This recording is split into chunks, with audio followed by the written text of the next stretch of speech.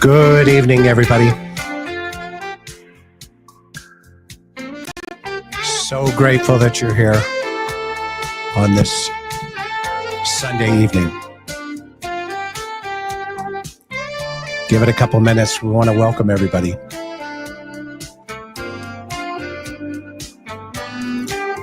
Man, this case is going to be a doozy.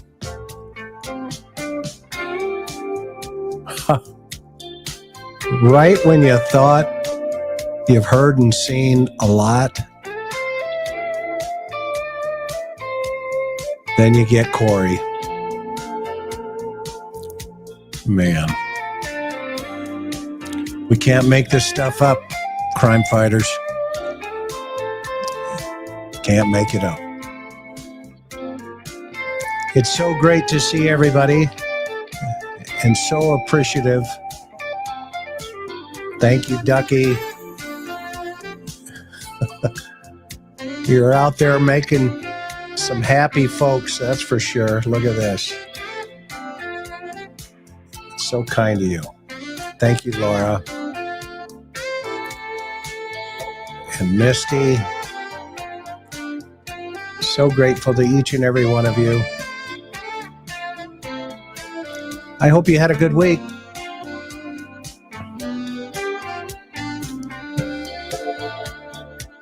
I had an amazing week. Absolutely amazing week. Man, oh man, we've got a lot ahead of us coming up here. I love these lives where we can actually connect with each other in the chat. Of course, thank you. If this is your very first time here, welcome to the interview room. We're so appreciative of you, and hopefully you will come to appreciate our chat, our mods. We have the best mods on YouTube: Teresa M, Maui Girl, Mimi J2, Miss Sophia, and Laura Wally. We respect each other in the chat, and we appreciate your comments. You know, don't shoot the messenger. Just be kind to each other. Man, don't we need more of that? Thank you, Katie. 2 years. Wow. Can't thank you enough. And of course, we only have one request on this channel, and it is just please hit the subscribe button and make sure you hit the bell. That way YouTube, their algorithm, picks up and actually sends it to you. And that way you know every time I go live, or if there's a new video put up, you know for sure that you will get it. If not, it's hit and miss sometimes. Classy Lass, thank you so much for being here as long as you have. It is folks just like you that have made this channel. We cannot do this without our subs, our members, and of course our Patreon members. And if you ever find it in your heart to get over there to Patreon, you can get over there at the links below. A big thank you always to each and every one of you. And hey, so some really interesting news tomorrow night. On another channel, we want to tell you about Courtroom Confidential with Josh Ritter over there. And he has that channel with his wife, who runs it in the background, kind of like I got going here with my sweetheart. They keep, I think our wives keep us out of trouble, that's for sure. I mean, she's kind of like the balancing piece for me, my Karen. But anyway, they're going to play a piece tomorrow, I believe, Monday night. They interviewed Karen and I about how we met, and they talk about her career and a little bit about mine, more so for her, I hope. But we don't know how it's going to unfold, but we hear it's going to be a pretty cool thing. So anyway, that said, you guys been doing good this week, I hope. A lot of Buddy's down here below me.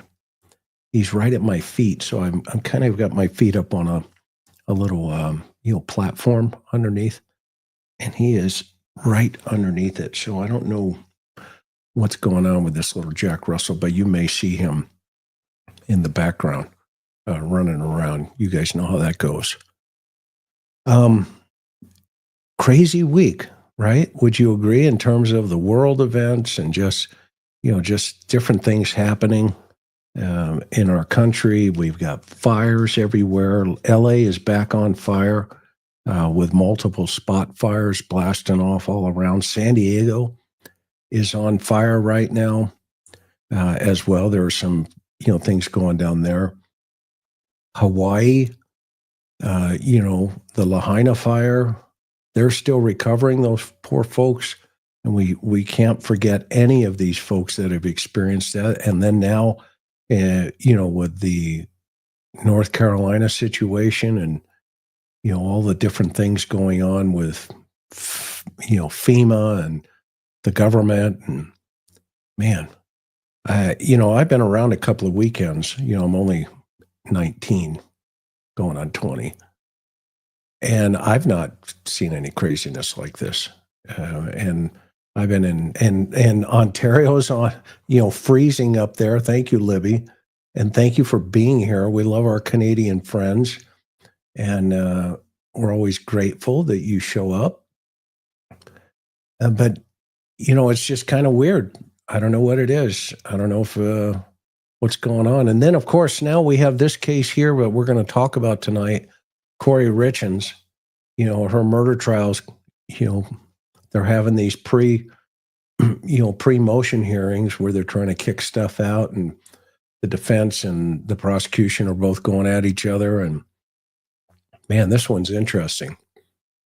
Those of you who have been following it for quite some time, this is the Utah mom. There must be something in the water out there.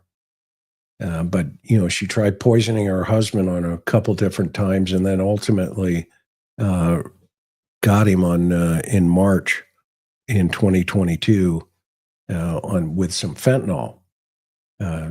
It's interesting sometimes with opioids, when they do a toxicology test, there is a specific type of blood marker that an ME can test for that specifically tells you what kind of opioid was utilized. And like methadone, for an example, methadone will actually tell you in the blood marker how many times that individual had actually used that particular drug.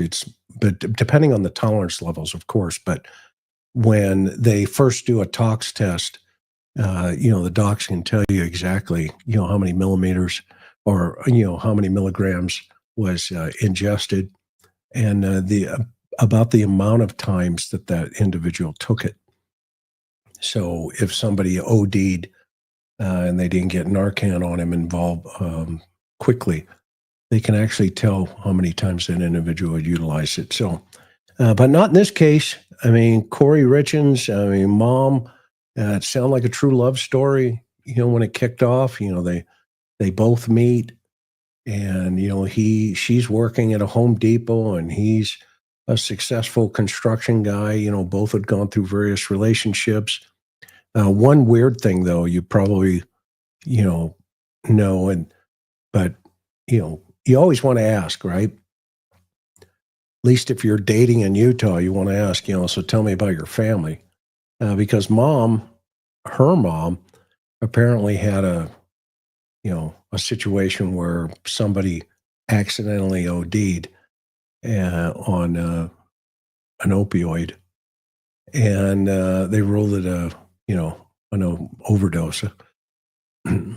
Not a suspicious case, but fast forward to the daughter now, and the husband. One time, he's out. She makes him a sandwich, a yummy sandwich, and he goes to work, and he's eating a sandwich, and next thing you know it, he's kind of spinning out of control because he's actually been poisoned. You got to give her an E for effort on this one. Boys, and that didn't work. And then they were overseas one time, or they were on a vacation trip one time, and she slammed some more poison in a drink. And then finally, she gets it done with a Moscow Mule. I've never heard of that personally, but I guess it's some type of fentanyl cocktail that she drops on him, and the poor guy, ODs. And when you listen to the police tapes, when they first contacted her, and thank you, Misty and everybody, so grateful. When they first contacted her sitting in the police car, she's got these these fake tears. Well, she's obviously gone to the Lori Vallow School of How to Kill Somebody, because, she's playing this off like, I don't know what you're talking about. I didn't do this. And so what we're going to talk about tonight, after, her husband dies, she ends up writing this children's book about grief for the three kids. And of course, she's not hooked up for quite some time, I think over a year almost. And so she writes this children's book. She goes on all the media tour promoting her book about grief. And, the sad part behind that is, folks that were buying that who have actually experienced, grief in their own individual circles of, family. They're buying this book, and next thing you know, they're discovering that the author is, kind of out there, whacking her husband, or at least allegedly whacking her husband here. And it's just a shame. It's a shame. So, she gets this book there, out there. She's making money off of the death of her husband as a grief book author, grief author. And next thing you know it, the PD's knocking on the door saying, "Hey, we want to talk to you about your husband." They find out that she's got this big old affair going on behind the scenes. And, the day of the poisoning, or at least the drink is administered, she's texting her boyfriend, "I can't wait, to be with you, et cetera, et cetera, et cetera." It's crazy. It's crazy, but it never ceases to amaze us. If somebody's going to do something, they'll find a way to do it. And so the prosecution, charges her. They start serving all these search warrants, and they go out and find, various types of evidence. And now the fight's on, right, between the defense and the prosecution. And they want to suppress as much evidence as they can, of course, just like Koberger. I mean, I think Ann Taylor got tuned up this week. I was not impressed, to be honest with you, with her partner there as well. But quite frankly, I wasn't impressed with the prosecution either. I've been in, maybe I'm just spoiled. I mean, where, you in San Diego, we have some amazing, amazing prosecutors. And I mean, they just get it done. They don't waste the court's time. They don't, et cetera. But Anne got the court, jumped on her and said, look, nice try, but it's not always working. So we'll see how that's going to turn out over the next couple of days. I'm sure this judge, he's not going to put up with much more. I mean, he looks like he's having a boring time being there. But we'll see on that one. We'll see on that one. And then, of course, Miss Lori down in Phoenix, who's representing herself, and she writes, she writes a handwritten response to a lot of the stuff going on in her case. So that's going to be an interesting to follow. Karen and I are following that one pretty closely. But Ms. Richins here, she lived in Camas, Utah, or Camas, Utah. I'm not really sure how to pronounce that. She had a very successful business, flipping homes. She was a real estate agent, making the big money in terms of, when a deal closed, and she was chasing it. And I think, that was part of her problem. She's extremely, extremely, materialistic. And it sounded like, the husband here was constantly just chasing job after job to help support what was going on. So let's see here. Is Corgi, I didn't know. I really want to know what Chris thinks about DNA male D unknown on the glove he found outside King Road. You know what? I don't know the results of that, to be honest with you. But it's going to be, we'll see, right? They'll unfold all of that. The biggest thing there on King Road, real fast, and we'll do a show on this as we get closer to the trial. The biggest thing that Brian Kohberger has to overcome is he's got to somehow, his defense team has to somehow, figure out how his DNA got on that button, that snap. Okay, that snap.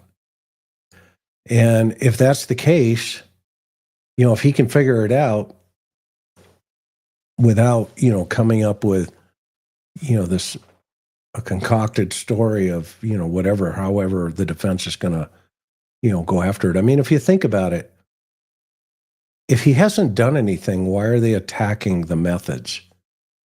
Why are they attacking the DNA? Why are they attacking the cell phone data? Why, I watched the hearings the other day, and, they're trying to get an aha moment, about Mowry, the detective up there. And that's what they're looking for. They're trying to get an aha moment. And you know what? You've got to give the defense an E for effort. I mean, that's what defense attorneys do. And some of them are great at it. Some of them are amazing. And there are times when that is 100% necessary to defend somebody who is innocent. And, the court system and our justice system is designed innocent until proven guilty.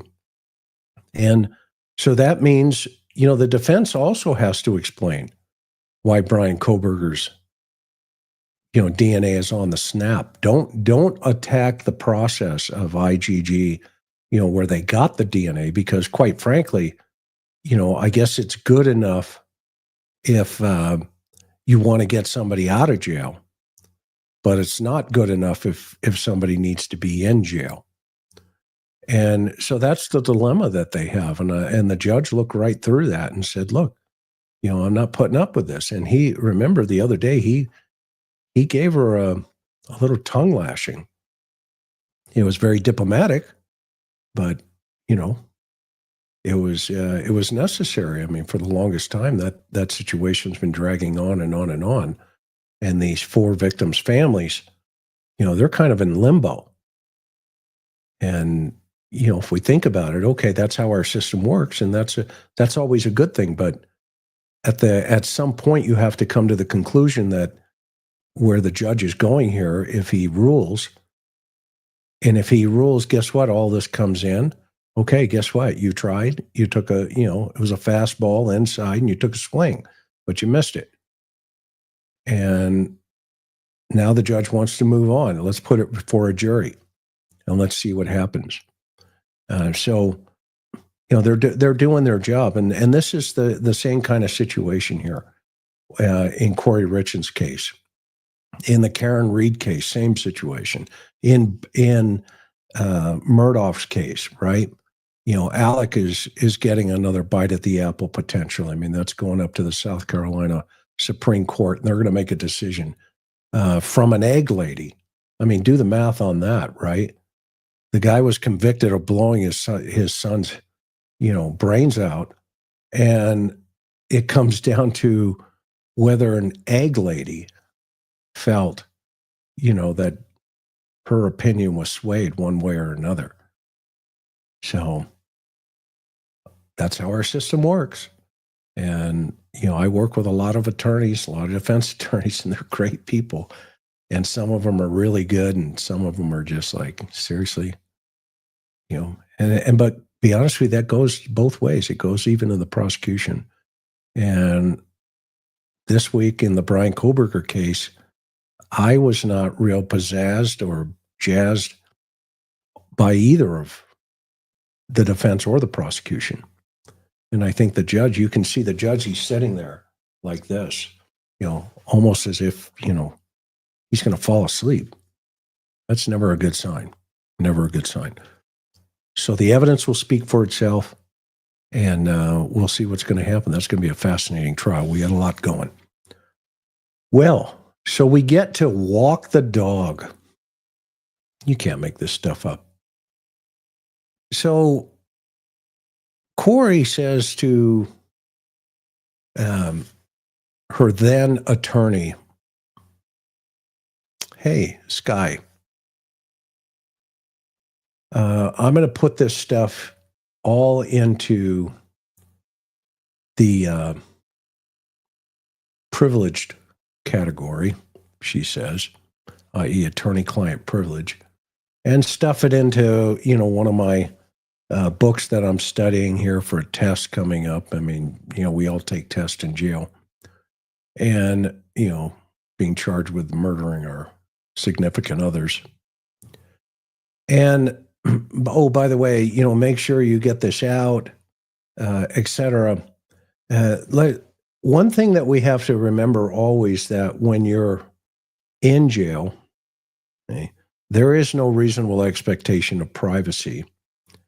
And if a document that says walk the dog on it, okay, then the defense is pushed into a position to where they have to show that this particular document is legal documentation in nature, meaning it's a conversation between the client and the attorney, or the client, attorney, and investigator. Whatever's told to a defense investigator is attorney-client privilege. Okay, whatever's told to, obviously, the defense attorney is attorney-client privilege. Okay, and most of those meetings take place outside of the cell, in like a little attorney room. Sometimes they're between glass with a phone. Other times there's like a steel, picnic table, literally a picnic table, but it's steel.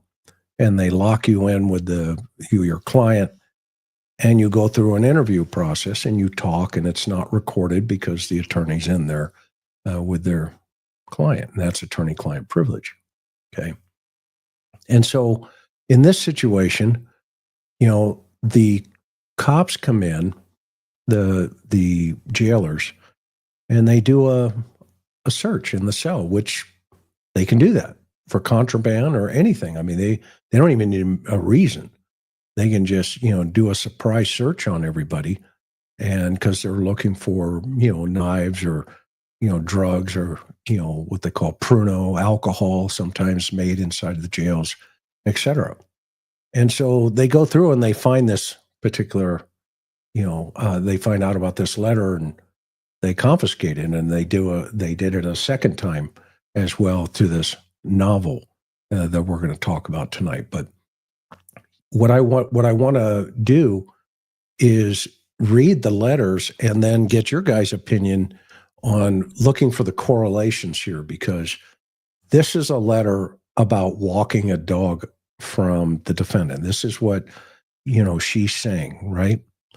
Kouri saying, look, that letter that I wrote is about walking a dog, and the prosecution saying, well, wait a minute. She's talking to a family member about creating this alibi with some fentanyl cartel dealer down in Mexico,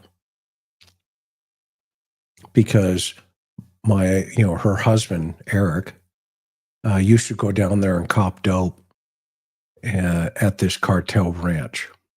Okay. Well, first of all, you are like the dumbest cartel member in the world if you're allowing customers to come to your ranch and, cop a couple of fentanyl pills. Okay. I mean, you can't make this stuff up. And this is where narcissistic personality types, they come up with these, creative ideas. What's consistent here is she likes to write. Okay? She wrote the book. Now she's written this letter. She's written another letter that we'll get into here in a minute. But they're correlating with one another. And so I thought it would be fun tonight, just to kind of go over this and get what you guys are thinking here. Exactly. I already see the chat lighten up. I love it. Absolutely love it. And, get what you're thinking, right? And thank you, Laura, and thank you, Misty. So kind. So I'm going to read the letter because this is a state exhibit up here in the upper right-hand corner, 1239592. And, she emphasizes the title of this letter is Walk the Dog. 2 explanation points, i.e., walk the dog. But I find it interesting right next to it, but take vague notes so you remember. Remember how to walk the dog. Okay. That's how she starts this whole thing off. And then she has, this asterisk down here. The connection has to be made with Mexico and drugs. That has a lot to do with walking the dog. Okay. Let's see here. For interrupting your chat with cheesecake, I apologize. I love it. Thank you, Lori. You can interrupt this chat all day long with cheesecake. I'm good with that. So Sky, who was her former defense attorney, so she starts this letter off. She goes, Sky is saying, even if, and then she emphasizes, even if the gummies have fentanyl in them, the prosecutor will say, I tried to put the fentanyl in the gummies. So I can't read what that, so Eric would have them.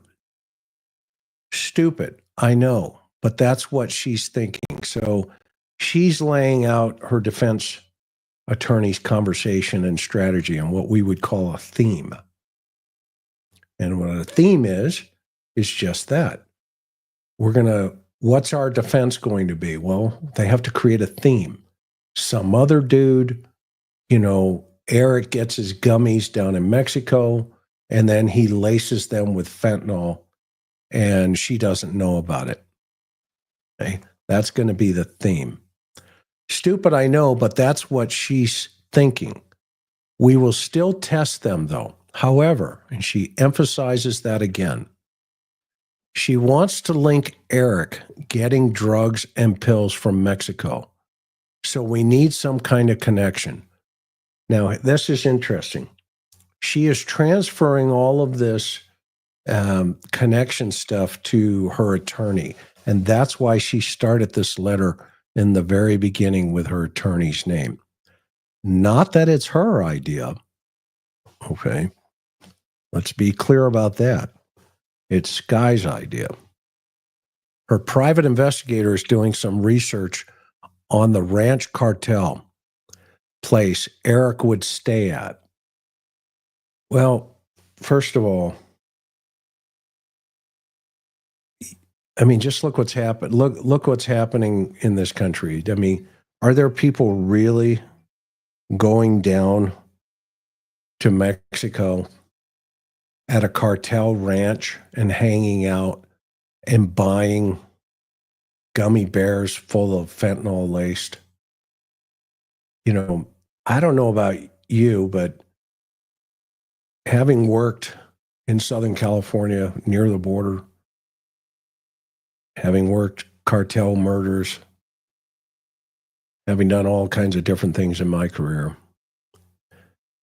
I never had somebody that, even when I worked dope, that would say, hey, man, I can tell you there's a ranch in Mexico. And in this situation, it would be Baja, because if they're coming from, Utah, they're not driving over into the mainland. Typically, they'll hit TJ and go south, maybe down to San Felipe or something. But anyway, hey, man, I need to tell you about this really big cartel ranch down there. And you can cop gummy bears, and they're like $5 a piece, and the cartel will sell them to you. Okay. Whatever. Okay. But this is her run here. The ranch place Eric would stay at. Here's what I'm thinking. But you have to talk to Ronnie. He would probably have to testify to this. So here she is actually telling her mom, and that's who this is written to, that, hey, when you get a chance, talk to Ronnie, let him know all about the cartel ranch, let him know about the gummies with the fentanyl that Eric used to go, cop while he was down there. Because, he would go get other prescriptions, and you can get prescriptions, down at, in TJ, right? But here, she's directing her family members, having to talk to Ronnie. He would probably have to testify to this, but it's super short, not a lot to it. He will need to tell Skye at the meeting next week. So essentially, she's setting up a narrative for her attorney. Upon information and belief, quote, just like they say, in parentheses. So what she's doing is she's suggesting here reasonable doubt. A year prior to Eric's death, Ronnie was over watching football one Sunday, and Eric and Ronnie were chatting about Eric's Mexico trips. Eric told Ronnie he gets pain pills and fentanyl from Mexico, from the workers at the ranch. Not to tell me because I would get mad, because I always said he just gets high every night and won't help take care of the kids. Quote, and she puts in parentheses, there are pictures in my phone of Eric passed out on the floor or in the chair. Ronnie should have texts from Eric talking about getting high as well. All right, so she's setting up a narrative here, a story about, it's pretty obvious. I need Ronnie to correlate, come in and testify that Eric used to go down to this fentanyl ranch and he'd hook up with the the workers down there, the cartel fentanyl ranch, you know, there's a lot of them, right? I don't think so. Anyway, in her mind, in her fantasy, she's got these, you know, make sure Ronnie knows what the story is, that Eric would go down there. And, you know, it's the old, you know, there was a fight in Mr. Johnson's bar last night. I asked the blind man, he saw it. And in this situation, you know, hey, I've got pictures on my phone of Eric passed out on the floor, not taking care of the children. Who knows? Maybe she drugged him that time too. I wouldn't show those pictures in court, to be honest with you. You know, a good prosecutor would say, yeah, let's put picture number 42 up. When did you take this, Miss Richins? And at that time, can you show or prove that you didn't poison him at that time? So it's probably not a good idea, Kouri, if you're listening. Eric told Ronnie he keeps them in an allergy pill bottle in his work truck so I wouldn't find them. So she's the victim here. Ronnie never told me about the conversation. Eric finally told me and asked if Carmen could get him some. So he's hiding this from her, but now that he's deceased, he apparently told her that, yeah, I go down to Mexico and I cop all of these fentanyl pills that I keep in this little bottle, honey, that I don't want you to know about, in my work truck. And I'm sorry, I have a fentanyl problem. Okay. Can you see where this is going? Because wait till you see the next doozy. Eric finally told me and asked me if Carmen could get him some. Eric never wanted anyone to know he had an issue, especially to get caught. He always wanted to know, he always wanted Kouri to go down for him. When they traveled, Eric would put, now she's writing in third person. When they traveled, so what she's doing is coaching, she's disassociating, yet she's incriminating herself by saying that Eric, whenever they would travel, would take the drugs and put them into her luggage or whatever the situation, bag, and before they would board. Okay. I got to give her an E for effort. And if I had, I don't think we have an Oscar emoji, do we, guys, gals? I don't know if we have an Oscar emoji. If we have an Oscar emoji, at least she should get an Emmy. But an Oscar would be really interesting here because, so now she's, hey, I need to tell you where Eric gets his dope in Mexico. Okay. And now she's expanded it to, and also I need to tell you whenever we travel, i.e., sounds like she's with him because he would take the dope and put it into her bags. Okay. And, you know, he wanted her to go down for the drugs, but he feels confident enough in the paragraph before that to tell her, okay, I got a drug problem and I keep them in my truck. They're in a little bottle. But she didn't know about that. And she had to make sure that Ronnie knew about it. Okay, there it is. Denise, thank you so much. Here they are. Domestic pinup. I love it. These are great. These are great. Yeah, and the Oscar goes to, right now, the Board of Regents is voting on Oscars. Here they come. Exactly. So she's, at least getting an Emmy here, right? We'll just, and towards the end, we'll all award her, towards the end of tonight's program, we'll award her with a full-blown Oscar. But of course, would put his drugs in Kouri's bag. at the lines right before they boarded. That way, if they were caught, Kouri got in trouble, not him. Okay, Kouri. Once they got to wherever they were going, Eric would pull the drugs out of her bag, and that would cause a huge fight. Not at the airport, by the way. Not at the airport. What are you doing? Well, you know, these are my drugs. I know they're your drugs, but what are you doing? Kouri, I'm putting them in your bag. That way you can go down. Okay, yeah, put them in your bag. Put them in the bag. They touch down, they get off, they go to the vacation spot. I want my drugs back. And there's a fight. Hey, you can't make this stuff up. I had job security. I still have job security. As long as there are folks willing to do this kind of stuff, man,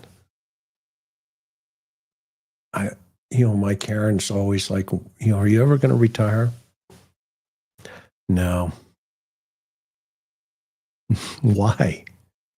Meaning, this is great stuff. This is great stuff. Okay. Huge fight. She was mad he would risk her going to jail. She's talking as if it's not her. She was mad. She uses an adjective there that I don't need to repeat, but for his drug use. Well, how's she going to go to jail for his drug use? I mean, the cops are going to say, hey, we've got this. Who's it belong to? And she's going to say, oh, it's mine? No, she would have thrown him under the bus in 30 seconds. He just would laugh about it. Eric couldn't ruin his image that he had drug issues, so he would do whatever he had to. Kouri has never done any type of pills. You see, she's basically testifying for Ronnie in this particular piece by talking about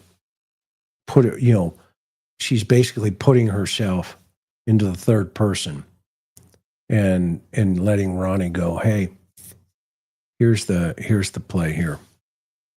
Kouri's never done any type of pills. Didn't like them. Rarely would she consume THC, only if Eric begged her, but it was a special occasion. So they apparently only use drugs on special occasions. What kind? What anniversaries, birthdays, kids' parties, Christmas time,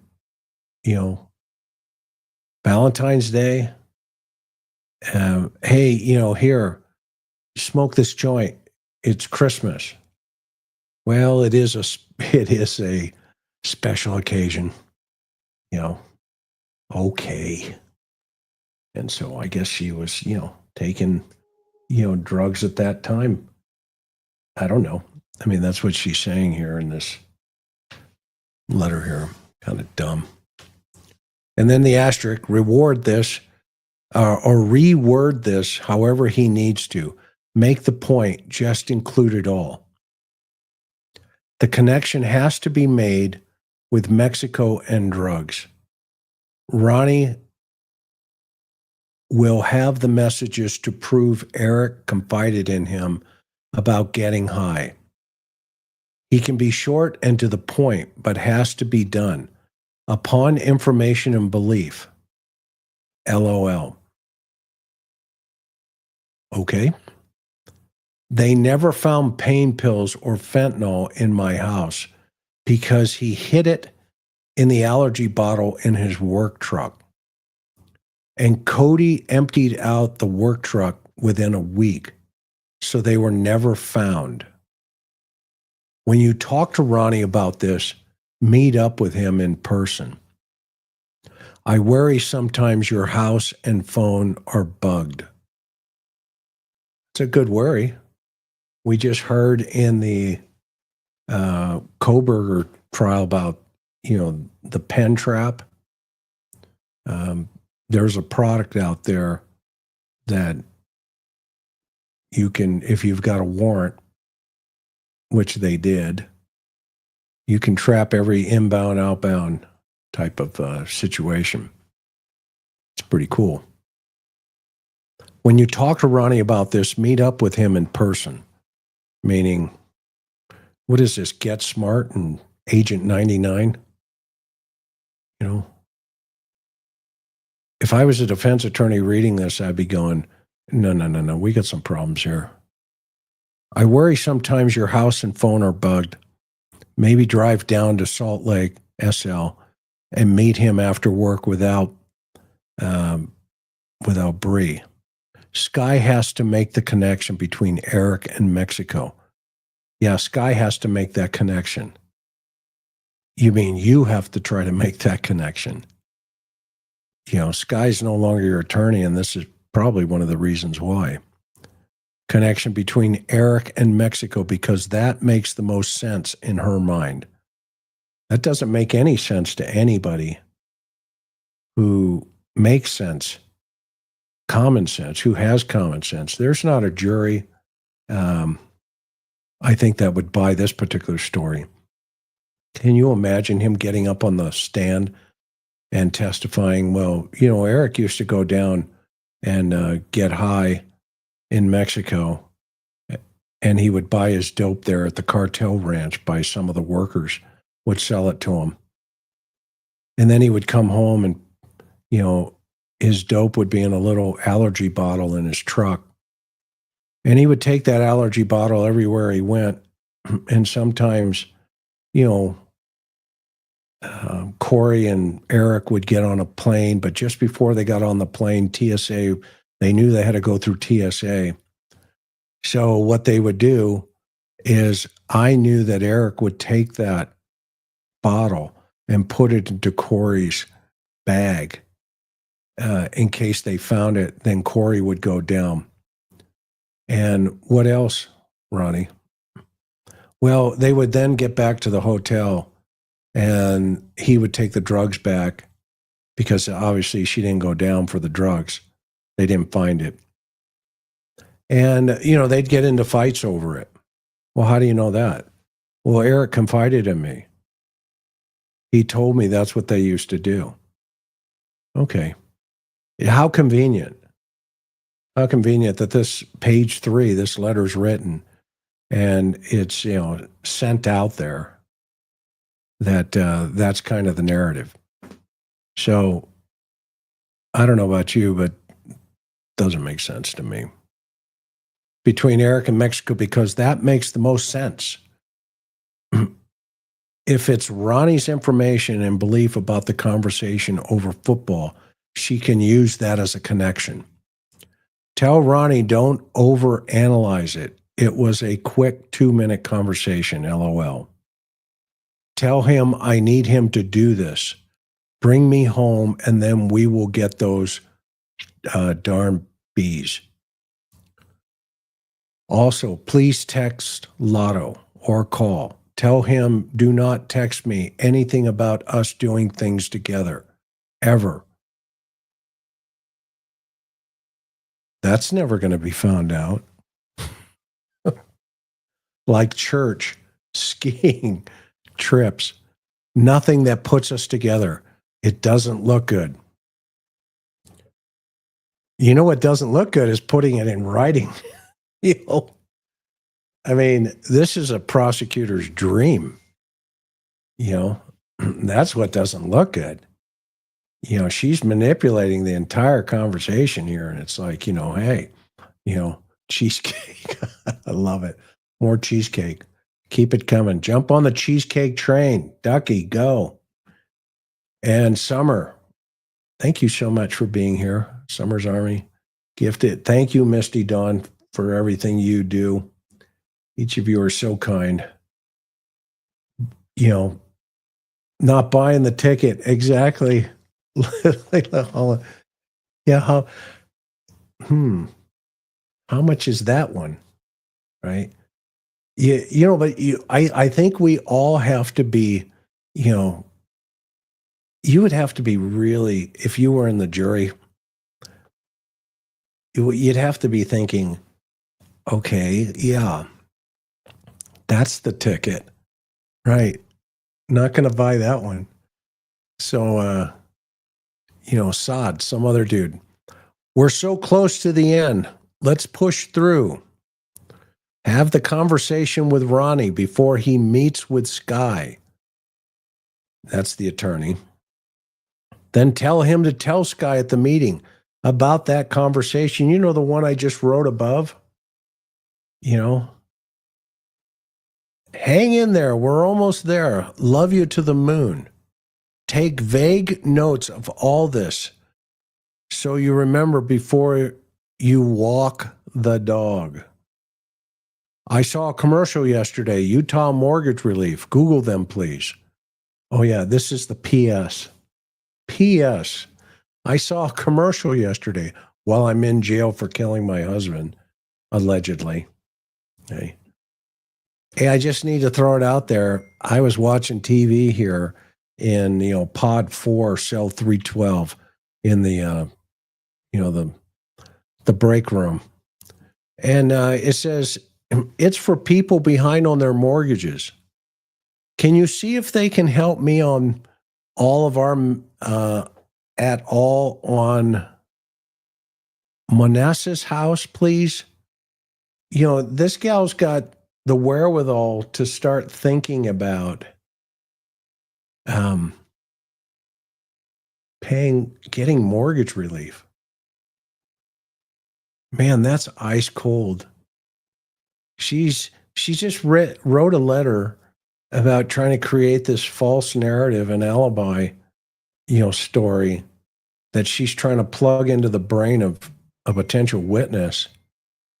And she immediately shifts it to, hey, by the way,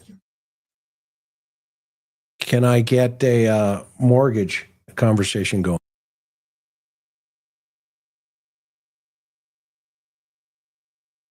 Try. I'll restart. Karen says I'm freezing. Am I freezing, guys? I'm not cold. Am I freezing up? But anyway, can you believe this? This goes to show you the mind of the perpetrator, where she's laying out all of this stuff. Hey, here's the story. And by the way, this is because he needs to have a meeting with the defense attorney and make sure he fills in all these gaps, right? And it's a conversation while they were watching football together. I could see, can you guys picture that where Eric's laying back? He says, hey, Ronnie, yeah, you know where I get my dope? No, where do you get your dope, man? Oh, wait, touchdown. Oh, wait a minute. Sorry. By the way, what's the score? Oh, it's 14-16.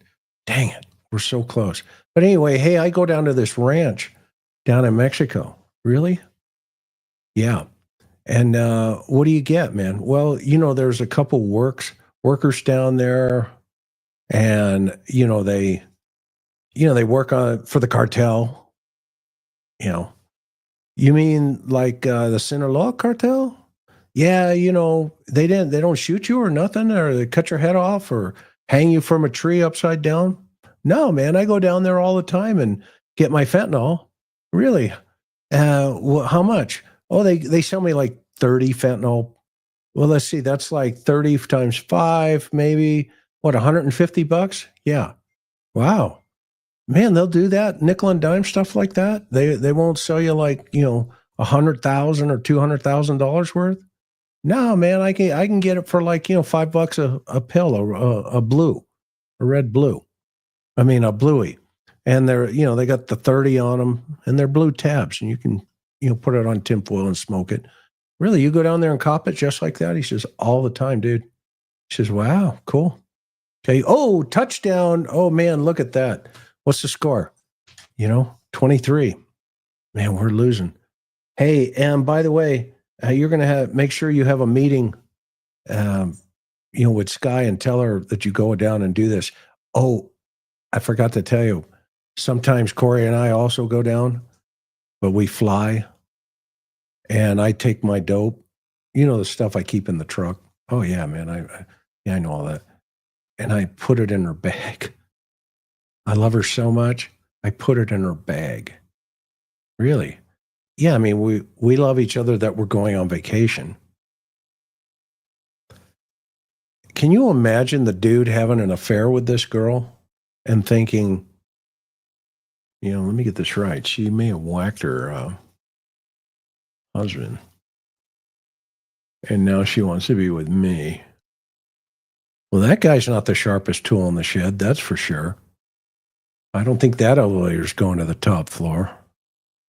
If so, he needs to step off, which hopefully he did. What about asking Lotto to do a loan solely? We have to get hers, yours, and Chelsea's taken care of as soon as possible. Try to go to that place in Camas. What about asking Lotto to do a loan solely in his name and not having you on there? I know he can do a home equity line of credit on his house in Hideout. Not sure if he would, but I know he has like $1 million in equity. Maybe he just doesn't know about a HELOC, home equity. If he wants to help me taking care of these loans, it's most important. I don't give a crap about the yodels.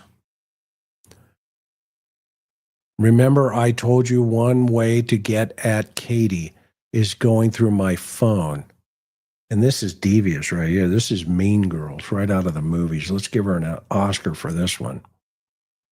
Is going through my phone and finding a picture of her girls, even with the boys. Print 15 copies and send them out anonymously to different media companies. That's scandalous right there. As they would say, back on the street, McDuff, they call me McDuff. They could never pronounce my last name, McDonough. McDuff, yeah.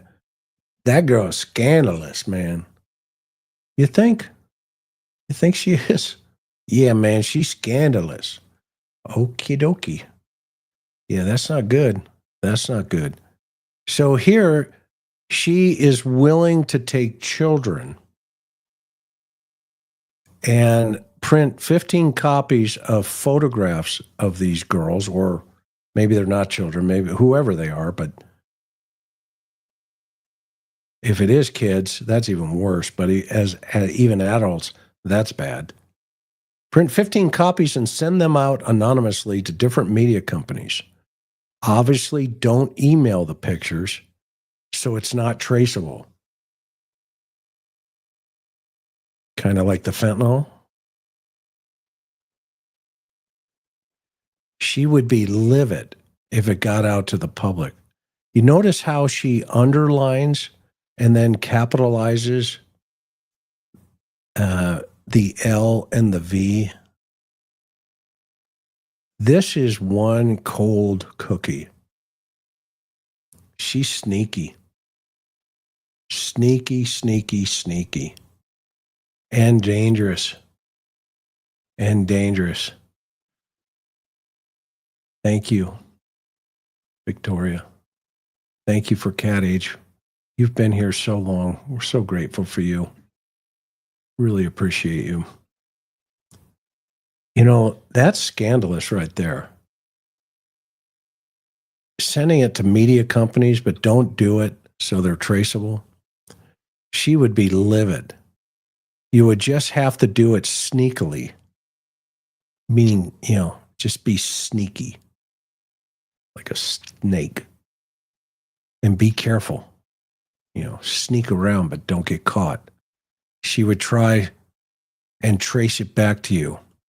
If not, no worries. Meaning, hey, if you can't do that, don't worry about it. Thought process change. Sky is having my girls do the first interview with Good Morning America. Please tell Chelsea to bring up that he hasn't been to church in the 13 years she has known him. So what? And Eric would, I can't read out, brag to her about how much he drank and did pills in high school.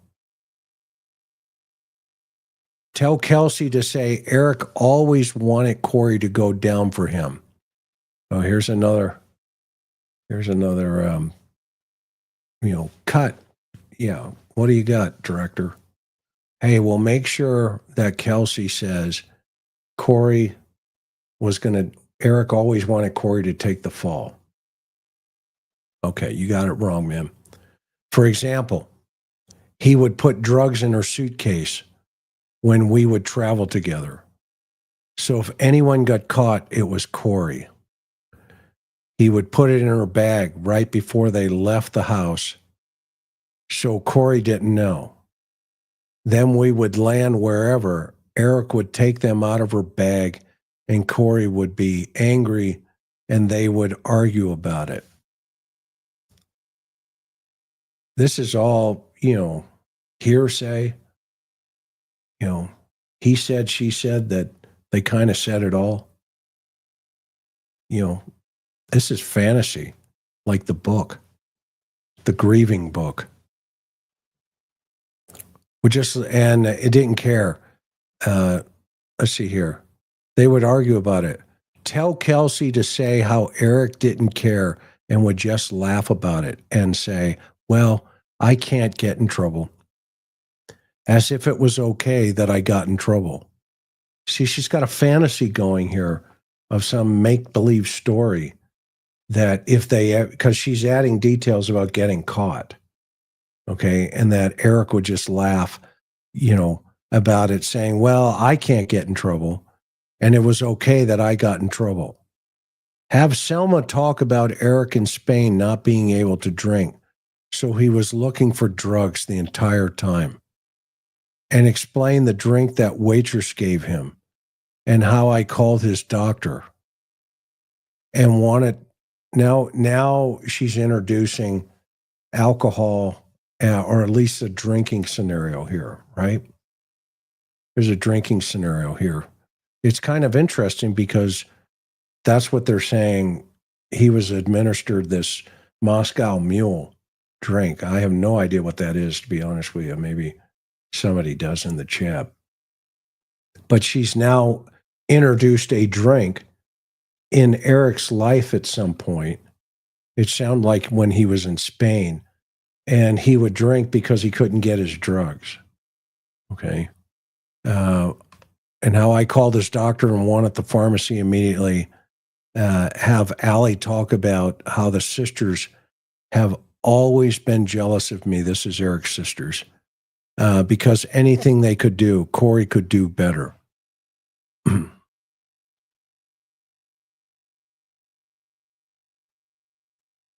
Yay. Being a mom, college, stay-at-home wife until she built $1 million company, a nice house, car, everything she had, they wanted. So some of this is, she's saying she's a better mom. She went to college. She's a better wife. And she's doing a comparative analysis here, I'm getting. What are you guys getting out of this? She built $1 million company. Okay, great. She had a nice car, a nice house. All that's just stuff. You know what she was missing? She was missing the heart. And that's what I'm not reading here. The Moscow Mule is a drug runner, purple turtle. Interesting drink was Moscow Mule. A mule, is a drug runner. Coincidence. Great catch. Great catch. Yeah, goes down with the cartel story, right? Goes down with the cartel story. But, and she says, a nice house, car, everything she had, they wanted. This comes down to jealousy, money, and Eric's partying. It comes down to jealousy and money Eric's partying that they don't want to acknowledge, and sadly, an accidental overdose. Well, how do you accidentally overdose with fentanyl in your drink? Somebody had to put it in there. You know, somebody had to do that accidentally. Lastly, don't forget to work on the gun receipts. We want to file charges and let the prosecutor, we want to file charges and let the prosecutor not do anything about it to use in our defense. Was she thinking about shooting him? That's interesting. Thank you, Misty. A Moscow Mule is a cocktail made with vodka, ginger beer, and lime juice, garnished with a slice or wedge of lime and a sprig of mint. I had no idea. I had no idea. Redondo Beach. You do not mix fentanyl and alcohol. Well, you might take fentanyl, then drink alcohol, but you would never combine the two. That would make sense, right? Because both of them are opioids, or depressants, and you could quickly go downhill. And Misty, thank you for that. And now we know why. Dad had a bar. All right, young lady. Okay, so we get over here. You can tell her what's in the envelope. Wait, I got to go back. Let the prosecutor not do anything about it to use in our defense. So they were talking about a gun.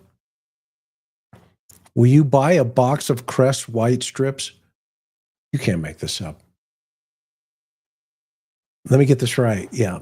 Make sure you know that this is an accidental overdose, i.e. my husband's dead. I'm sitting in jail. I'm writing this letter. And here's the story. Oh, by the way, when you get a chance, yeah. Can you make sure you buy me a box of Crest white strips? I just love this work. I mean, don't you guys just love true crime? You can't make this stuff up. You cannot make this stuff up. She's literally sitting in jail for, allegedly taking the life of her husband. And yet,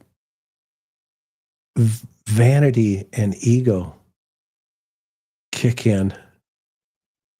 And she's got to have her Crest white strips. Why didn't she ask for a box of chicken? Open them up and put them in an envelope and have Sky give them to me. You can tell her what's in the envelope. Hey, Sky, yeah. Hey, when you go in to meet with Kouri, yeah. I put some white Crest strips in your envelope, attorney-client privilege. Yeah. Okay. Can you see Sky? Why does she need white Crest strips? For her teeth. Her teeth. She's got to have white teeth. The guards and the inmates may judge her. We don't want that. She's got to be looking good. By golly. You can tell her what's in the envelope. I'm sure she won't care. I'll make sure they can't be found in my cell. Oh, this girl has nothing to hide, ever. Ever. She's willing to take the chance of hiding the white Crest, the Crest white strips. And she'll make sure that she doesn't compromise her attorney by telling her attorney, hey, you are bringing contraband into the jail, which is a felony, but you're my attorney. You're going to understand because you're going to trust me that I'm going to hide these things in my cell. so that when they do a surprise search, they'll never find them. Okay. My teeth are yellow from so much coffee and tea all day. I love you. I love you. I love you. Hang in there. We're getting there slowly. You're the best mom in the whole world. I'm so lucky to have you. So this is a letter, dear mom, basically, but she starts it out with Sky, her attorney, so that she can argue it's attorney-client privilege. So therefore, the state took it unlawfully and violated my rights. Not. Dear mom, I love you so much. I'm going to tell you all the things I need people to say, all the things I need you to do, and all the ways I need you to compromise my attorney. Love, Kouri. So now it gets better. So the court or the state says, hey, we found this letter, and they had a big hearing about it, right? They had a big motion, et cetera. And they end up going in and searching, her cell again, and they end up finding additional information. And in that additional information, they find this novel. Okay. And in this novel, it just happens to have players that are hanging out on a ranch in Mexico.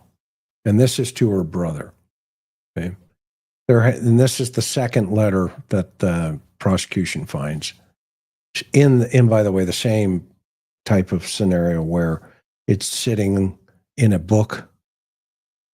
And in this particular letter, the concept is, hey, I'm going to write this novel about me going down to Mexico with dad, who's been dead for 2 years.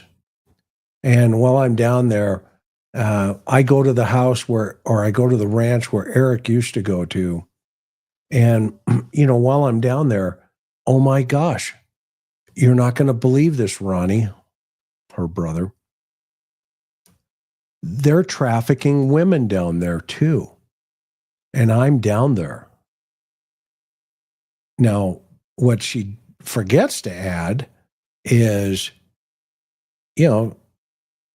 with her pristine white teeth, okay, they'd probably put her into business, into service.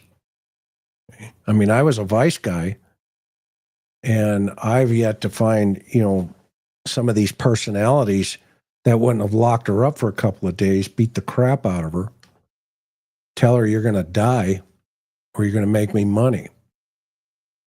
But that doesn't make the novel. She gets down there in this book, this new novel, and while she's down there, it just happens to be the place where they're trafficking people and they're copping dope, and that's where you get your fentanyl and all this stuff. So it's almost like this whole story, again, from Walk the Dog. Why she brought dogs into this, poor dog. Buddy, where are you? Come here. Where'd you go? How do you feel about that? That's horrible. She brought a dog into this conversation. Not right. So then this rocket scientist decides to pick up the phone in the jail. And it's the phone system in the jail is a pay to play. So basically you can put, money on somebody's books, and there's a kiosk usually out in the lobby of the jail, and you just walk in there and, find the inmate, scrape your card, and put, how much money you want. And that then translates into the tablets that they have. They can do, video calls, they can do voice calls, etc. But you have to have money on the books. And most of the time, it's a lot of the families that do that. So anyway, so this phone call now, or this, it's going to be a phone call because she mentions in here she doesn't have access to video anymore. Because go figure, they had a jail cell search. So this is a transcript of that call. Okay. So, Ronnie, hey, hi, what are you doing?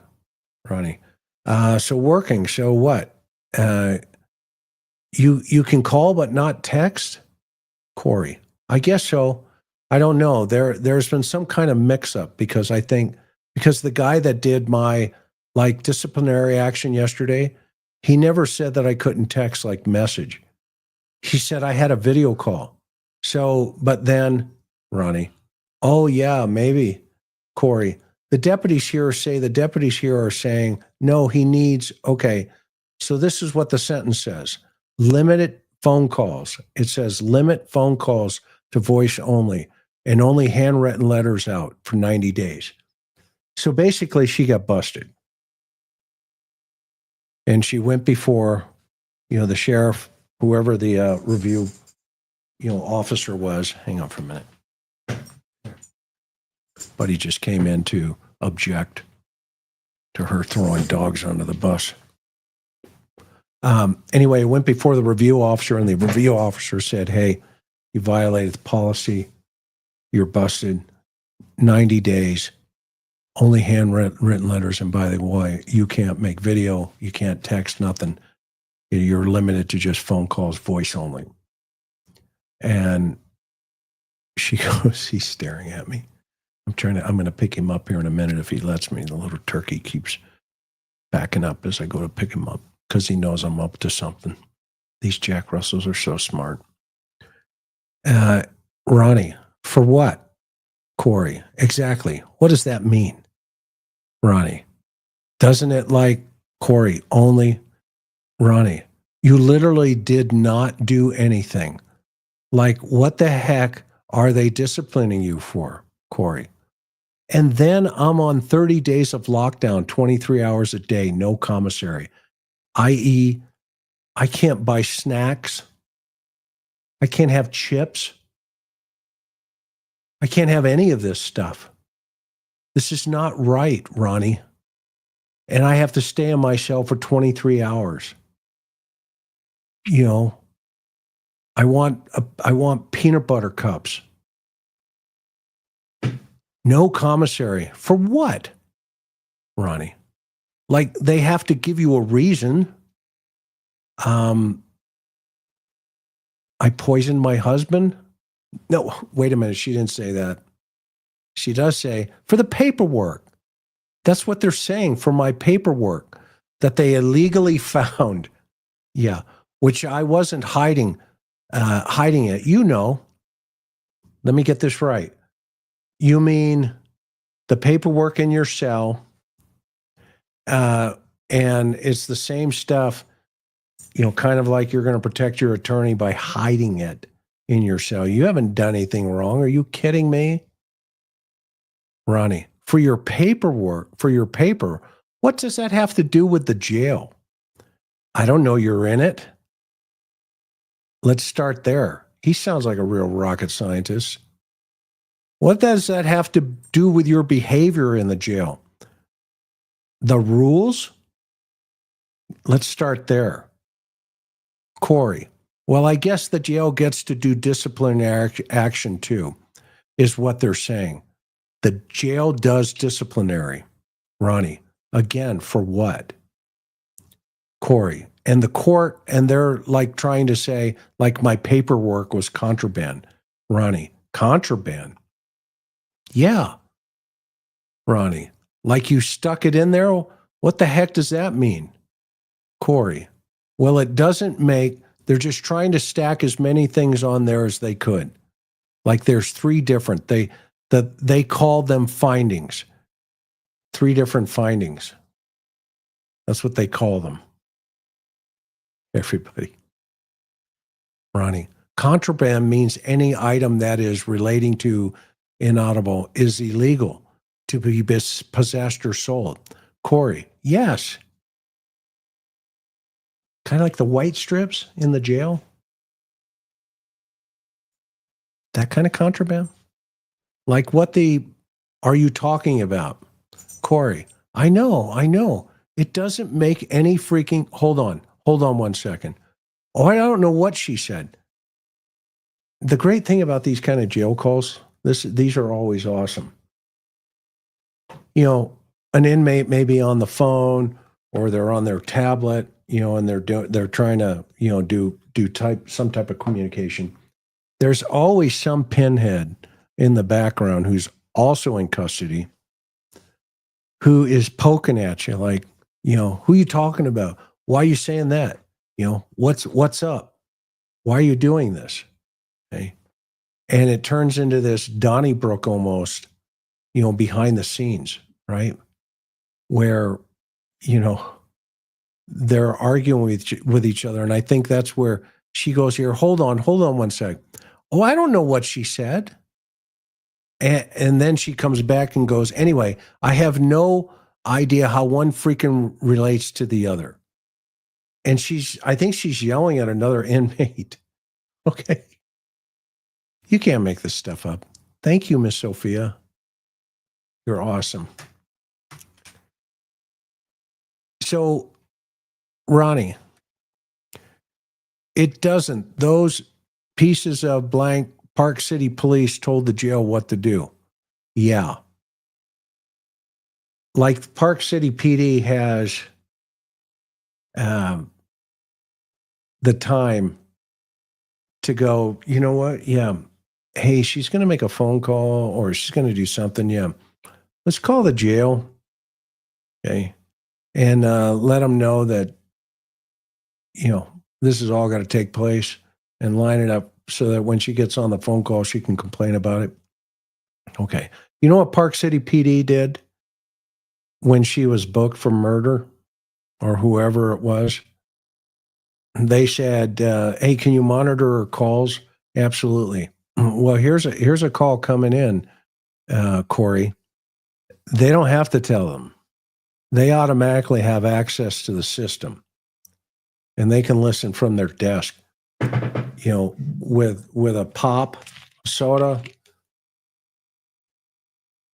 a candy bar, and they can just listen to the calls when they get in first thing in the morning. And sometimes you can, you know, take your white strips and put them on and let them work your teeth a little. Okay. That's how you do it. It's awesome. Ronnie, that's what those effings happened. Kouri, that's what it comes down to. Well, and they just keep saying it's a letter. It was never a letter. Like it was part of a freaking book. Like it was never a letter. It was never in an envelope or Ronnie. It was part of a book you're writing. Kouri, yeah. So I was writing this book. So basically it's like everything that happened until like the detention hearing, you know? Ronnie. Yeah. Kouri. Then at the detention hearing, I actually got out of jail. So it's like a freaking, you know, a fiction mystery kind of book, you know? Uh-huh. Kouri. So anyways, at the detention hearing, I actually get out and I'm on this mission to go to Mexico to like find these pills and I like called Dad up and I'm like, Dad, you've got to come with me to do this. Like it's the whole fiction mystery book. And so like, obviously it's not real. Like when my dad has been dead for 2 years.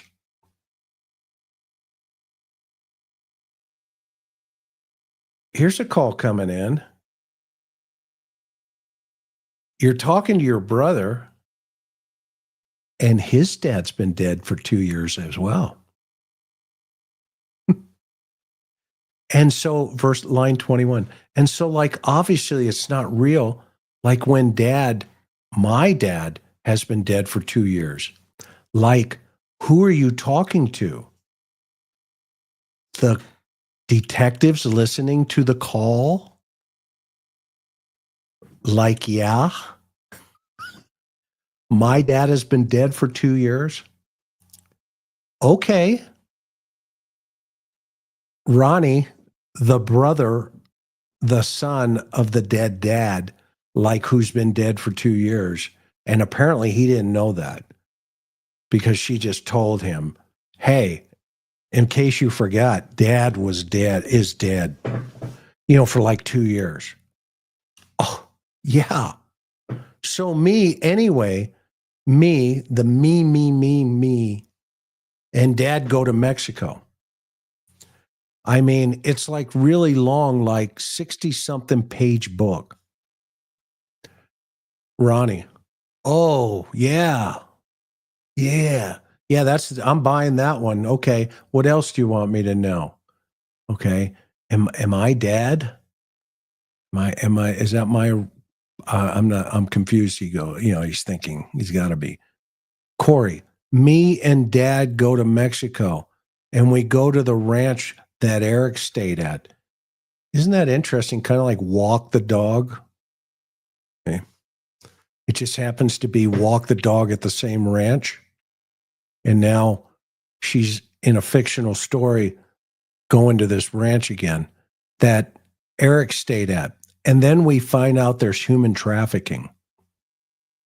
And then dad is trying to like find out like who sold it to him? Sold him what? And it was the guy in the kitchen. So it's not the ranch worker, it's the guy in the kitchen. And then we're like, oh my gosh, we got it. We recorded it. Oh, so get down and make sure there's a recording of something. Like Ronnie, this is how ridiculous this thing is. I'm not kidding. So then dad's like, oh, it's the guy from the kitchen. He just sold me some. And I was like, oh my goodness, there's a human trafficking here. We got to go. And the Oscar goes to, we need more Oscars here. Oh, wait. An attempt to diversion. You're right, term. Yeah, I mean, we got to give her an Oscar. Tarn. Exactly, Laura. This book sounds good. Toya Toys, I love it. Oh my gosh. Oscars. This is like a fever dream. I love it. We can't make this stuff up. You can't make this stuff up. This is an actual phone call. Okay. Toast. Exactly. Classy lass. Exactly. Yeah. So the Oscar goes to, okay. So then she says like, oh my goodness, hey, there's human trafficking here. We got to go. Okay. Anyway, as if, hey, there's human trafficking here. Okay. Anyway, so we go back to cross the border. I get arrested because I was out on bail and not supposed to leave the state. I write you and mom like this letter from Mexico prison. She better get used to an extradition warrant and an Article 4 because you go down there, the federales, they don't mess around, man. They're not going to mess around. They're not going to say, hey, I just noticed that you were at the cartel ranch and there was human trafficking down there. And, folks were buying gummies and fentanyls. By the way, you know anything? Oh, no, but I am out on bail. Oh, well, you're under arrest. Okay. And I write you and mom like this letter from Mexico prison. And I'm like, get me out. Like, you got to come. Like all this stuff, like dut, dut, dut, dut, dut. You got to tell them. And like, I can't believe this is happening. And then I get out of Mexico jail. And then the trial starts. And then I write about the trial. Who's testifying? Yeah, gringo. Exactly, Claire. Gringo. Like they literally took those papers out of the story. Ronnie, oh my goodness. Are you serious? Kouri, yes, that's what I'm trying to say. It's a 65-page novel. They read the whole thing, or they read the whole thing. And on the front of the novel, this is the worst part. On the front of the book, it literally says, these are true events that have happened in my life. But the statements, the events, or this is surrounding, it says something like, these are surrounding the events of my life, but the statements, the events, and the way that it plays out have been falsified for a fictitious novel. It's called To Hell and Back. None of this can be used against me. This is only a book. Hey, I want to buy this 12-pack of beer. All right, sir. Do you have a ID? Absolutely. Here you go. All right. Hey, this is a robbery. Oh. You probably want all the money? Yeah, put it in the bag. All right, sir. Here you go. And I'm leaving. All right. Have a good night. The Popo 50 arrives and says, we understand you've been robbed. And he goes, yeah. Here's the guy's ID right here. Is this the man that did it? Absolutely. Not the sharpest tool in the shed, is he? Not tonight. By the way, none of this stuff can be used against me. This is only a book. Okay? By the way, that was a true story too. It really happened. It happens a lot. Are you serious? They read the whole thing? Kouri, yes, that is why this is crazy. So they read the whole book, but only took out the 3 pages they sent to them, knowing that's what's said on the front of it, knowing that I'm talking about going to Mexico with my dad that passed away. Like what? You mean the dad that I didn't know until 10 minutes ago? You told me had passed away 2 years ago? Yeah, that guy. Okay. Ronnie, I have some more questions about that because, yeah, it definitely does not read that way. Like it's all obviously they've been blanking. They pick up and choose, Kouri. They pick up and choose.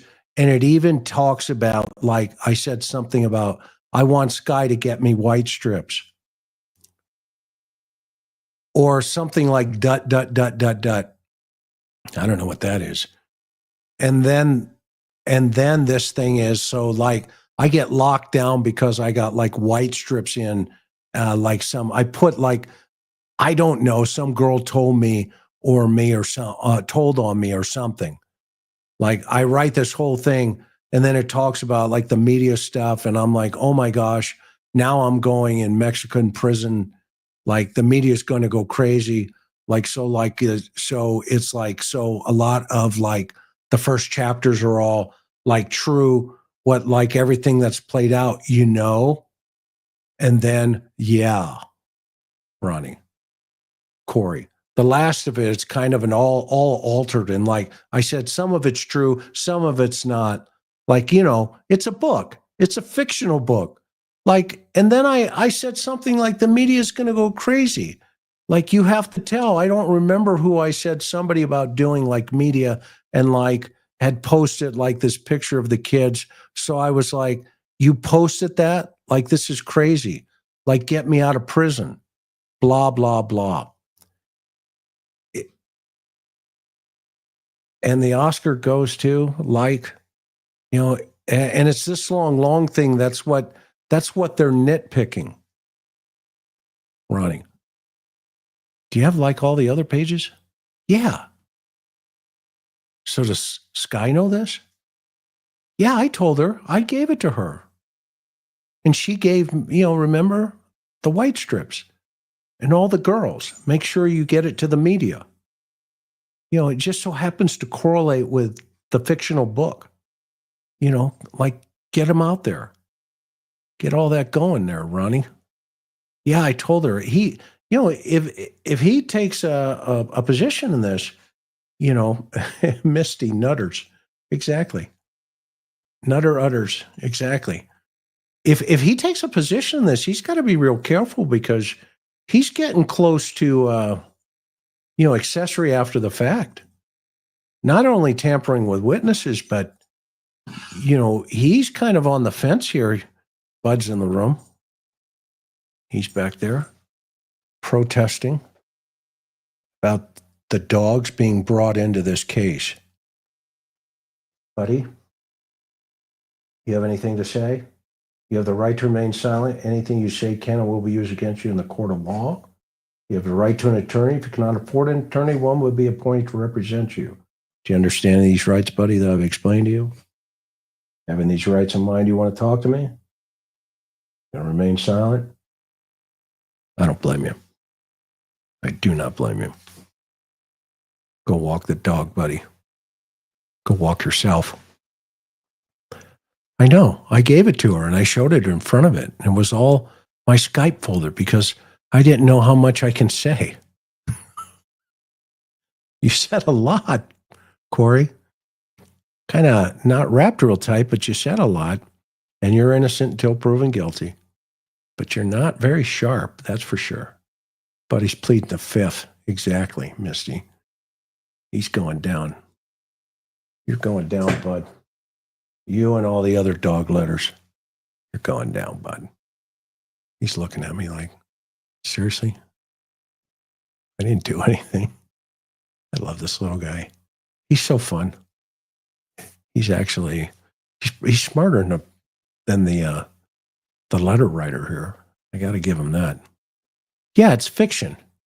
If I'm in Mexico prison and we're already going to trial, and he says and Dad's alive. Yeah, Dad's, yeah. And so, and I have like all of the pages like bent, like so they go together, like it's very clear. Kouri, that these pages go like, this is together. And on the front of it, it says like the title, the characters, like, because I didn't change. On the front of it, I had like your name, Vinny. I don't know why, but I have like all these characters and then what their names are going to change to. But like when I'm writing, it's like confusing to think like, okay, wait, who was Stella? Who was, oh yeah. Ronnie, oh yeah. Who was? So I used all of them to get back and change them to names that are on the front of the freaking book. And even it says like the title, these are the chapters, these are the characters. Ronnie, you're serious.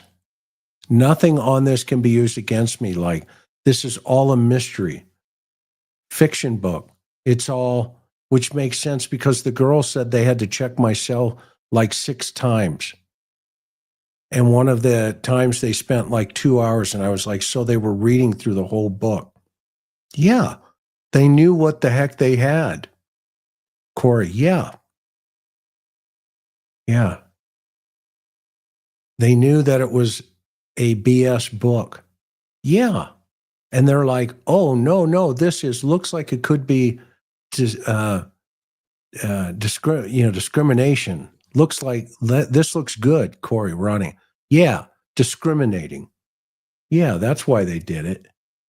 To discriminate against the white strips, the crest white strips.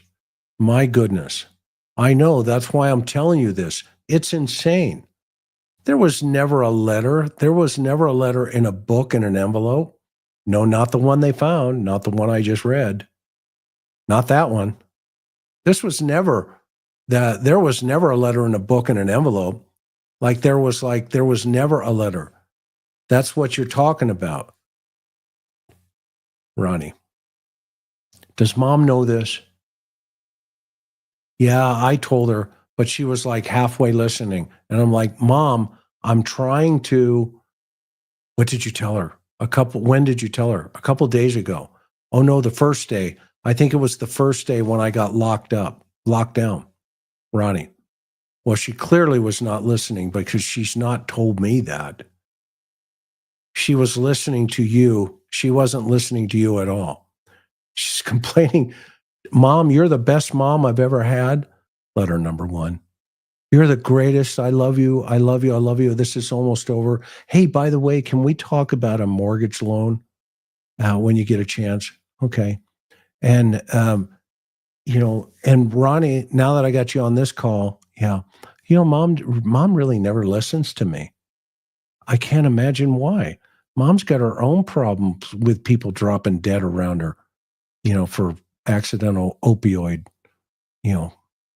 problems. I hope they open that case up. I don't think she was. And I'm like, Mom, are you hearing what I'm saying? And she's like, yeah. So anyway, I'm like, oh my heck. So I was like, okay. So I don't know if she told DJ. I didn't know if she told you. I didn't know. But Sky has this freaking book. Ronnie, no. This is the first I'm hearing about it.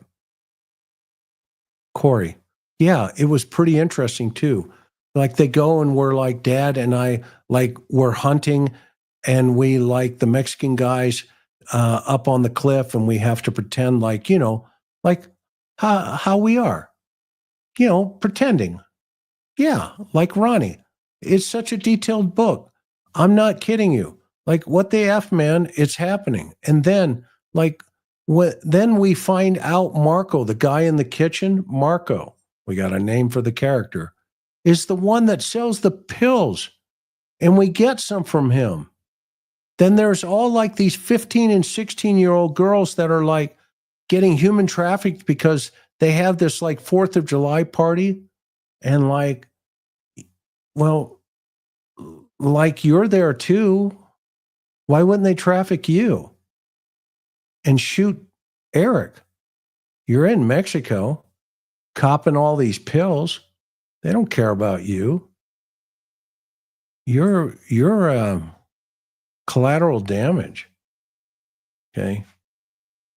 And by the way, you're a really bad storyteller. Kouri, this makes no sense. This is terrible. Ronnie, why did they have a 4th of July party? That doesn't make any sense. Even Ronnie's disagreeing with you. This one makes no sense. Yeah, I know. And it was even says in there like Mexican, like, we don't know if they're going to have a party. You know what this reminds me of? Susan Smith. Remember where she blamed the black guy, for the carjacking with the kids in the back? These poor little children. This woman has the same heart. This gal is ice cold. And now she's throwing my poor friends who are Hispanic. And one of my partners was Hispanic, John Diaz.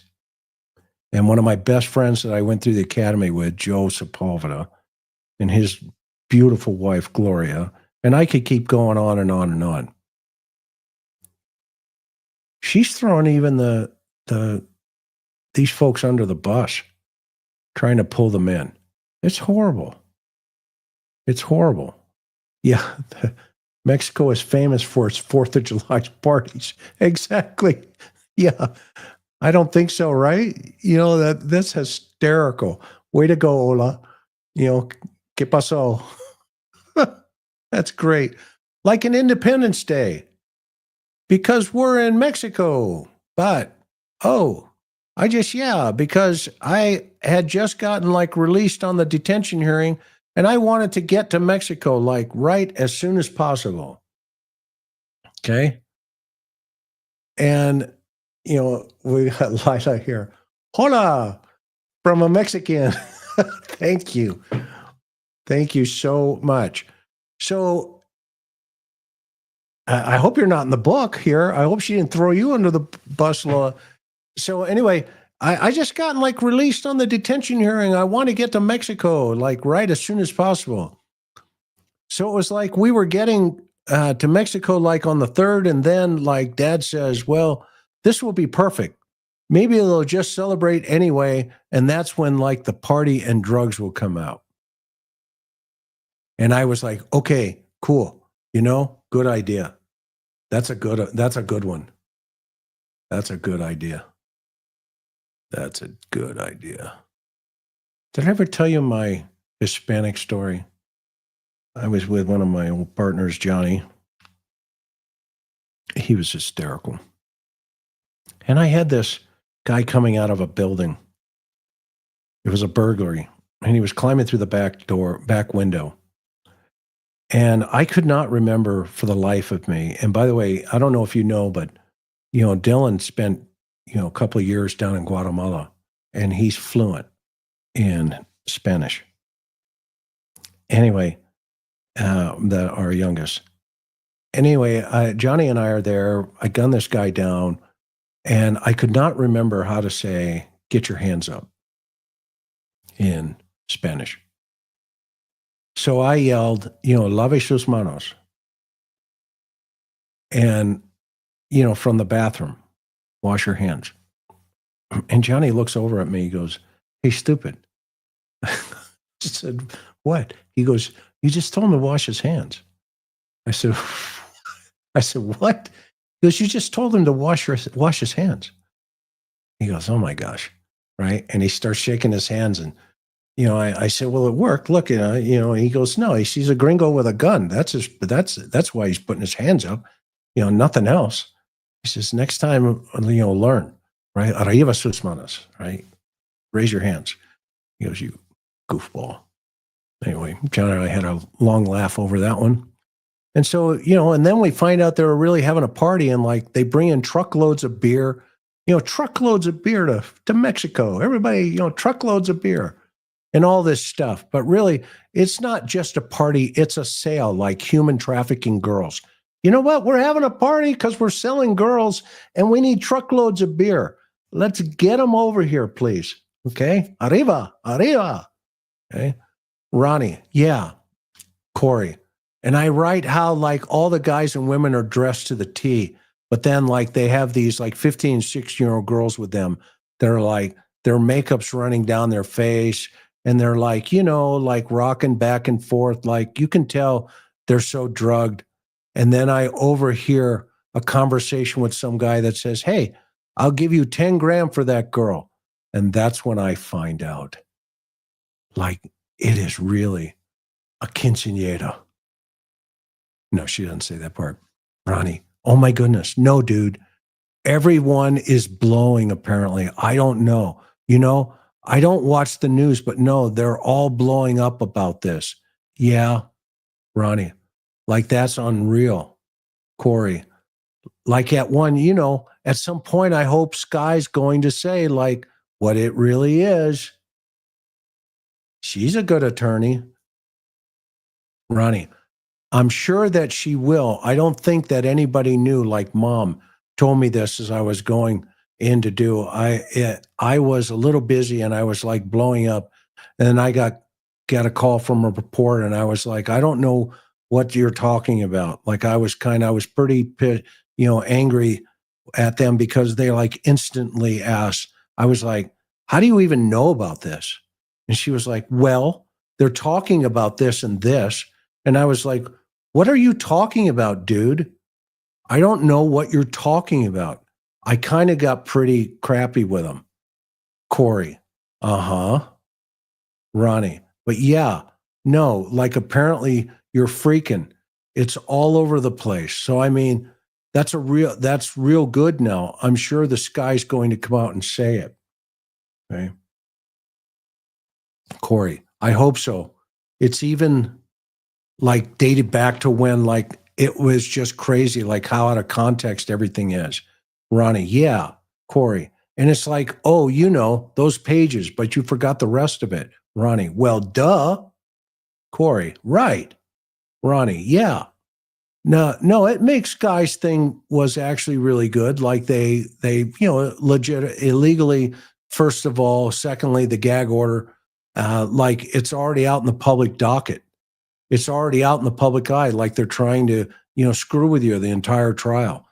Kouri, Ronnie, even if this comes out, even when it comes out as being a book, like, well, still like this is all they're trying to screw with the entire trial to taint a jury. Kouri, Ronnie. And it's obvious that's what they're doing. Yeah. I'm sure the jurors in Utah are going to buy the,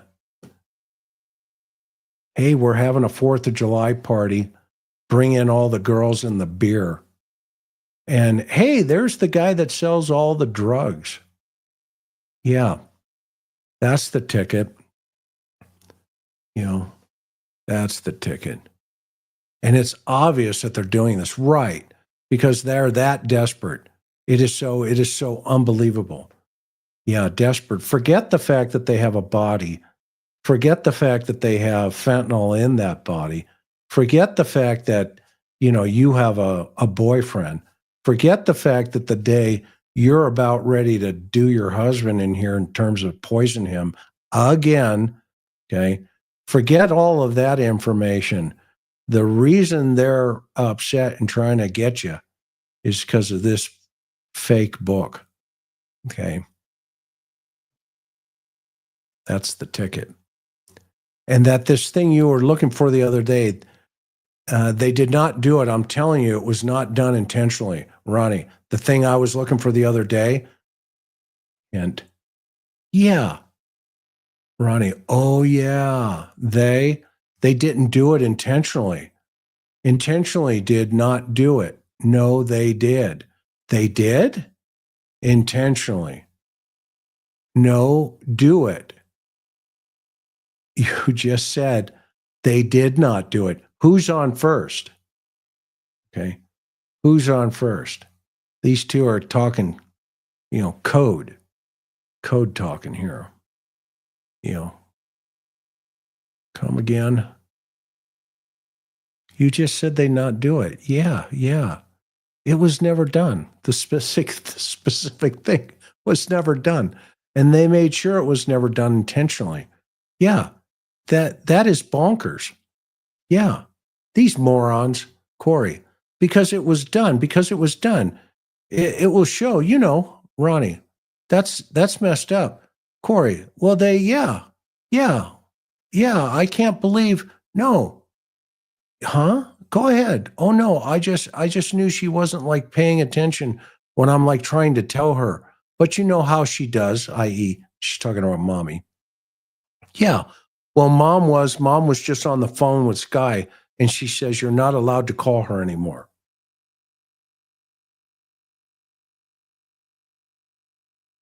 You can talk about your dead dad. My dad was dead, right? And that's what she said. Oh yeah. Okay, I'm listening. Can you see these two brain surgeons on the phone together? I bet you that phone call is hysterical. I got to be honest with you. I would have the best caramel popcorn I could buy coming into the office that morning, or I would pause this and go get me some really good caramel popcorn because this is gold. This is gold for the prosecution and for the investigators. When they first heard this, can you imagine that first deputy, the sheriff deputy that heard this, or when that, the lead investigator came into work and he pressed play and he's listening to this? Man, oh man, That's when you just got to press pause. Say, I'll be right back, Sarge. Where are you going? I'm going to go get something to eat because I got to hear this.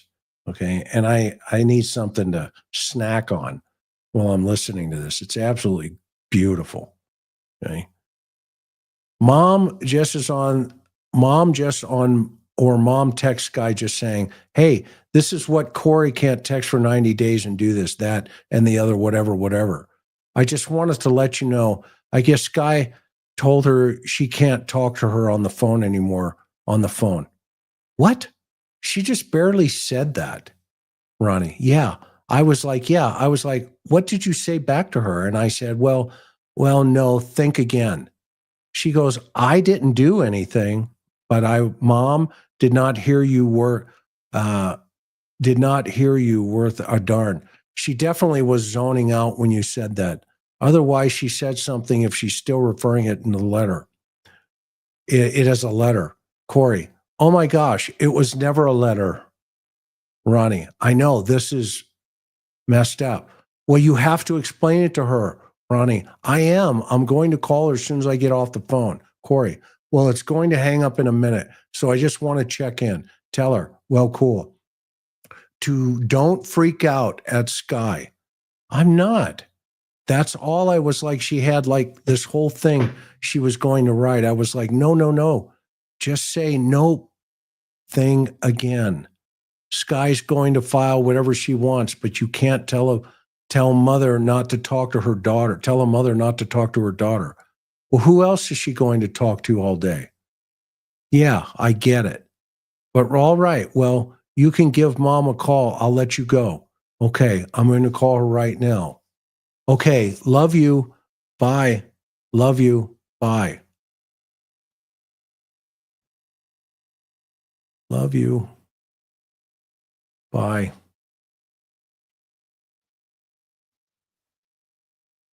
I can't talk to mom anymore. She's got dead bodies around her too. I don't know where the idea came from. Eric deserves justice. You can't make this stuff up. We can't make this stuff up. These are real people, real lives. You know, I hope they open up the other investigation. I'd really like to know what the correlations are, because there's probably going to be a linkage of some sort in terms of, you know, how did you may have done this, right?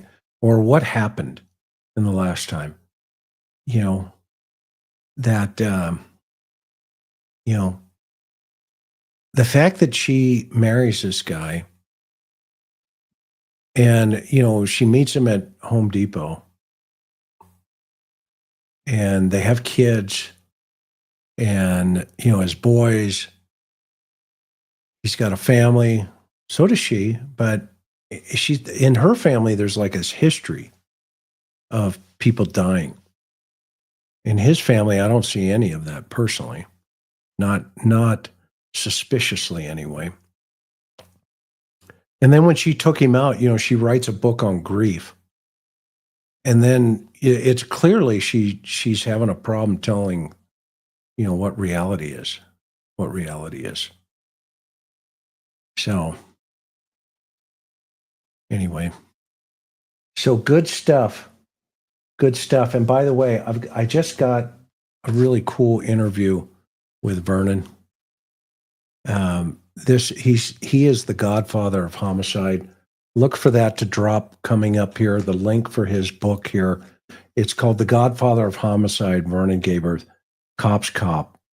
And this man is like the godfather of homicide. This man is amazing. We just did an interview earlier today, and he's like amazing. He's just an amazing human being. I not only learned so much during my career from him, but he rarely does interviews, and I was blessed enough to have Gary and myself interview him. and we're going to drop that this week sometime. So be looking for that. Also, look for the Courtroom Confidential with John Ritter tomorrow night. They're going to drop a special they did with Karen and I, and we're honored for that. I also talked to, well, maybe I shouldn't say right now, so I'll kind of hold on to that. But, you know, I hope you guys have a very safe, amazing week. And let's stay the course. And I hope you had fun tonight. I know I was a little goofy, but sometimes that's necessary. You know, God bless each and every one of you. And if you need anything, always feel free to email me. And the email address is in the link below or is below us. So if I have the time, I will shoot you an email right back. I am looking at a couple of cases that came in, and I've introduced them into the Cold Case Foundation. So keep those folks who need your prayers in your prayers, such as those in Los Angeles, such as those in Hawaii, Tennessee, North Carolina, all those who in Florida who suffered through the most recent tragedies. And please continue to pray for our country and our service members and our first responders, nurses, doctors, teachers, all those who are have touch points with the public. So anyway, it was great fun tonight. Thanks for being here. Aloha. Let's go to Hawaii.